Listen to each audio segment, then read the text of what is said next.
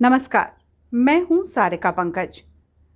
कालजयी कहानियों के क्रम में आज आपके लिए लेकर आई हूं 19वीं सदी के सर्वाधिक सम्मानित लेखकों में से एक लियो टॉल्स्टॉय की कहानी, जिसे अनुवाद किया है हिंदी में मुंशी प्रेमचंद ने। कहानी का नाम है प्रेम का परमेश्वर।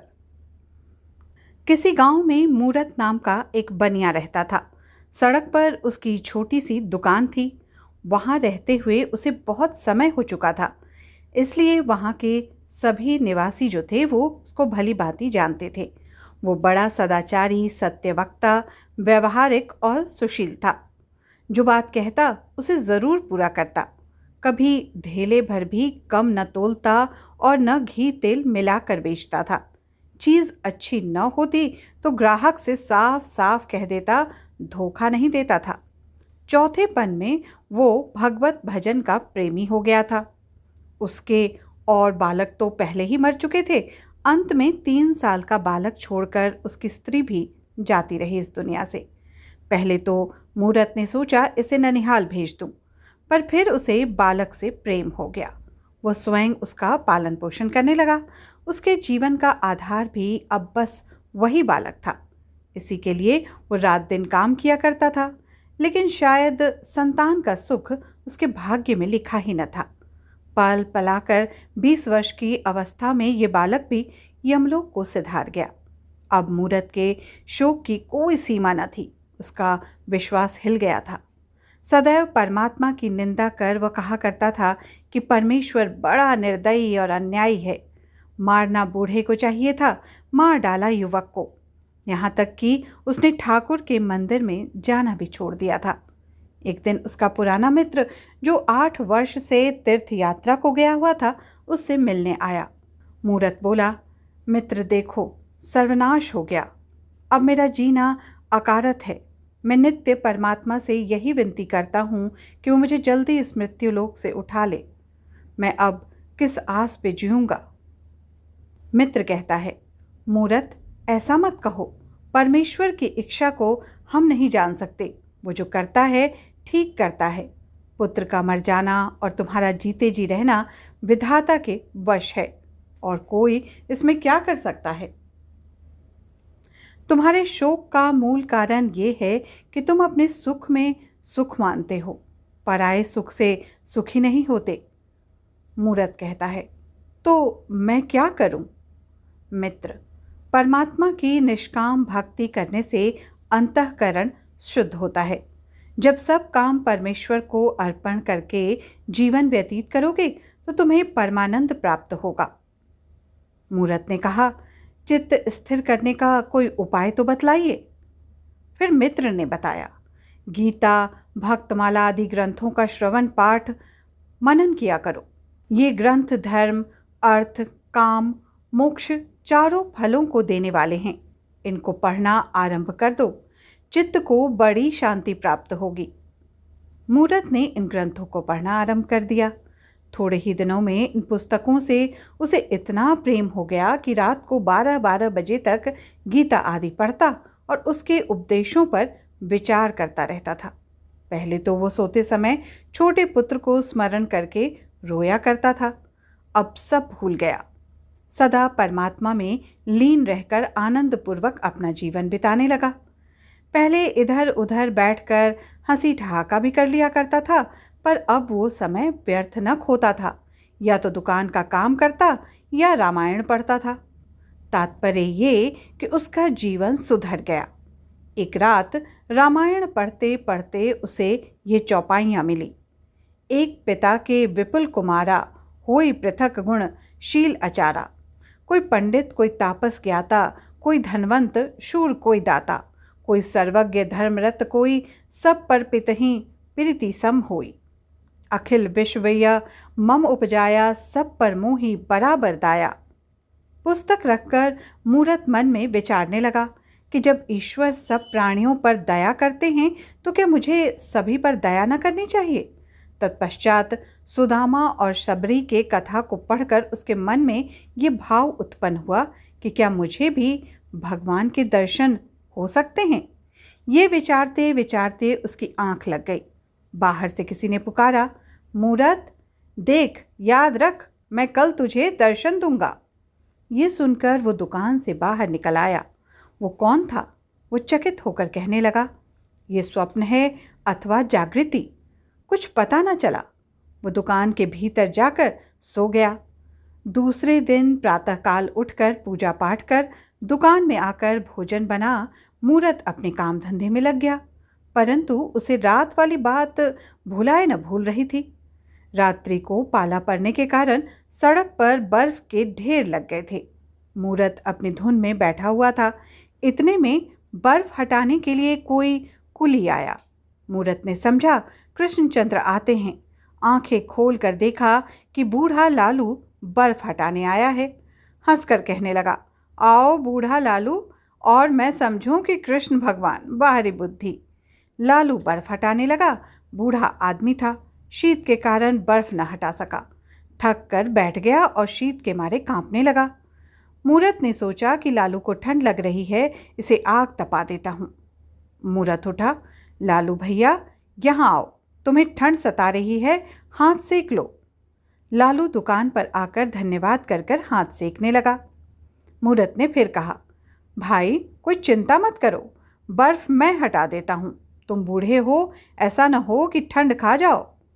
लालू ने कहा, तुम क्या किसी की बाट देख रहे थे? मूरत ने कहा, क्या कहूँ, कहते हुए लज्जा आती है। रात में मैंने एक ऐसा स्वप्न देखा है कि उसे भूल ही नहीं सकता। भक्तमाल पढ़ते पढ़ते मेरी आंख लग गई। बाहर से किसी ने पुकारा, मूरत। मैं उठकर बैठ गया। फिर शब्द हुआ, मूरत, मैं तुम्हें दर्शन दूंगा। बाहर जाकर देखता हूँ तो वहाँ कोई नहीं। मैं भक्तमाल में सुदामा और सबरी के चरित्र पढ़कर ये जान चुका हूँ कि भगवान ने प्रेम वश होकर जिस प्रकार साधारण जीवों को दर्शन दिए हैं, वही अभ्यास बना हुआ है। बैठा कृष्णचंद्र की राह देख रहा था कि तुम आ गए। लालू ने कहा, जब तुम्हें भगवान से प्रेम है तो वो अवश्य दर्शन देंगे। तुमने आग न दी होती तो मैं तो मर ही गया था आज। मूरत ने जवाब दिया, वाह भाई लालू, ये बात ही क्या है। इस दुकान को अपना घर समझो, मैं सदैव तुम्हारी सेवा करने को तैयार हूँ। लालू धन्यवाद करके चला गया। उसके पीछे 2 सिपाही आए, उनके पीछे एक किसान आया, फिर एक रोटी वाला आया। सब अपनी अपनी राह को फिर चले गए। फिर एक स्त्री आई। वो फटे पुराने वस्त्र पहनी हुई थी। उसकी गोद में एक बालक था। दोनों शीत के मारे कांप रहे थे। मूरत ने कहा, माई, बाहर ठंड में क्यों खड़ी हो? बालक को जाड़ा लग रहा है, भीतर आके आग ताप लो। स्त्री भीतर आई। मूरत ने उसे चूल्हे के पास बिठाया और बालक को मिठाई दी। मूरत, माई तुम कौन हो? स्त्री ने जवाब दिया, मैं एक सिपाही की स्त्री हूँ। 8 महीने से न जाने कर्मचारियों ने मेरे पति को कहाँ भेज दिया है, कुछ अता पता ही नहीं लगता। गर्भवती होने पर मैं एक जगह रसोई का काम करने पर नौकर थी। ज्यों ही ये बालक उत्पन्न हुआ, उन्होंने इस भय से कि 2 जीवों को अन्न देना पड़ेगा, मुझे निकाल दिया। 3 महीने से मारी मारी फिरती हूँ, कोई टहलनी नहीं रखता। जो कुछ पास था सब बेच कर खा गई। इधर साहूकारिन के पास जाती हूँ, शायद नौकर रख ले।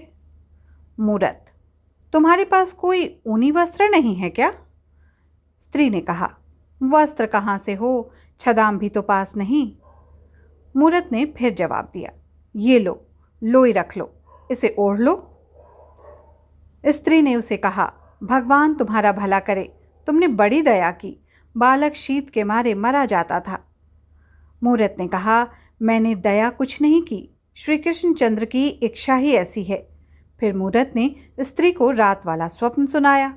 स्त्री ने कहा, क्या अचरज है, दर्शन होने जैसा कोई असंभव तो नहीं बात।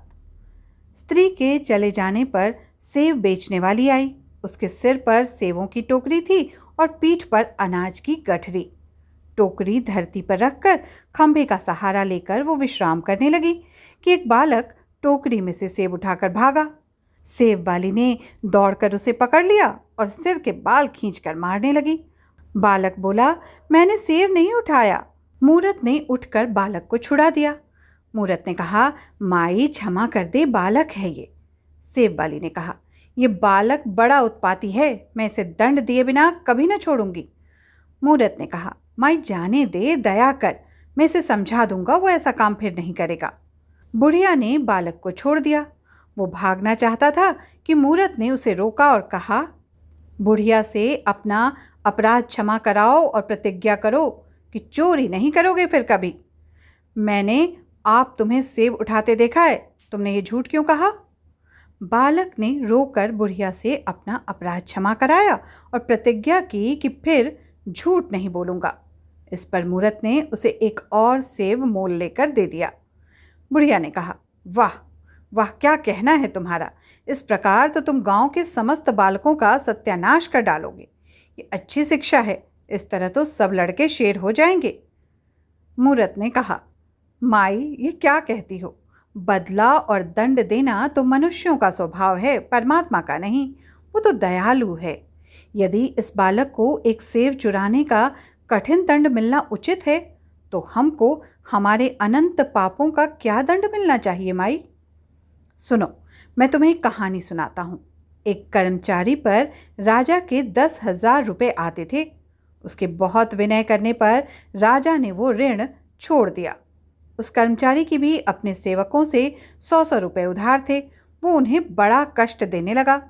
उन्होंने बहुतेरा कहा कि हमारे पास पैसा नहीं है, ऋण कहाँ से चुकाएंगे। कर्मचारी ने किसी की एक न सुनी। वो सब राजा के पास जाकर फरियादी हो गए। राजा ने उसी दम कर्मचारी को कठिन दंड दिया। तात्पर्य ये कि हम जीवों पर दया नहीं करेंगे तो परमात्मा भी हम पर दया नहीं करेगा। तब बुढ़िया ने कहा, ये सत्य है, परंतु ऐसे बर्ताव से तो बालक बिगड़ जाते हैं। मूरत, कदापि नहीं बिगड़ते, वरन सुधरते हैं। बुढ़िया टोकरा उठाकर चलने लगी, तभी उसी बालक ने वापस आकर विनय किया, माई ये टोकरा तुम्हारे घर तक मैं पहुंचा आता हूँ। रात्रि होने पर मूरत भोजन करने के बाद गीता पाठ कर रहा था। उसकी आंख झपकी और उसने ये दृश्य देखा। मूरत, मूरत। मूरत ने कहा, कौन हो? मैं लालू। इतना कहकर लालू हंसता हुआ चला गया। फिर आवाज़ आई, मैं हूँ। मूरत देखता है कि दिन वाली स्त्री आई है। बालक को गोद में लिए सम्मुख आकर खड़ी हो गई, हंसी और फिर लोभ भी हो गई। फिर शब्द सुनाई दिया, मैं हूँ। देखा कि सेब बेचने वाली और बालक हंसते हंसते सामने आए और अंतर्ध्यान भी हो गए। मूरत उठकर बैठ गया। उसे विश्वास हो गया कि कृष्णचंद्र के तो दर्शन हो गए, क्योंकि प्राणी मात्र पर दया करना ही परमात्मा का दर्शन करना है। 19वीं सदी के सर्वाधिक सम्मानित लेखकों में से एक लियो टॉल्स्टॉय का जन्म 9 सितंबर 1828 को सोवियत रूस के एक संपन्न परिवार में हुआ था। उन्होंने रूसी सेना में भर्ती होकर 1855 में क्रीमियाई युद्ध में भाग लिया, लेकिन अगले ही वर्ष सेना छोड़ दी क्योंकि वो लिखना चाहते थे। उन्होंने विश्व साहित्य को युद्ध और शांति तथा अन्ना कैरेनिना जैसे महान कृतियां दी। टॉल्स्टॉय का जीवन धन दौलत, रईसी व अप्रतिम साहित्यिक प्रतिभा से भरा हुआ था, पर मन की शांति उन्हें कभी नहीं मिली। अंततः 1890 में उन्होंने अपनी धन संपत्ति त्याग दी और अपने परिवार को छोड़कर वो ईश्वर और गरीबों की सेवा करने के लिए निकल पड़े। हालांकि उनके स्वास्थ्य ने अधिक दिनों तक उनका साथ नहीं दिया और 20 नवंबर 1910 को अस्तापवा नामक एक छोटे से रेलवे स्टेशन पर सदी के इस महानतम लेखक और धनिक पुत्र ने एक गरीब, निराश्रित, बीमार वृद्ध के रूप में मौत का आलिंगन कर लिया। कालजयी कहानियों के क्रम में मैं सारिका पंकज उनकी लिखी हुई कहानी, जिसे अनुवादित किया था मुंशी प्रेमचंद ने, नाम प्रेम में परमेश्वर, अभी सुना। अगले रविवार को किसी महान कथाकार की लिखी हुई किसी अन्य कालजयी कहानी के साथ उपस्थित होंगी। तब तक के लिए दीजिए अनुमति। नमस्कार।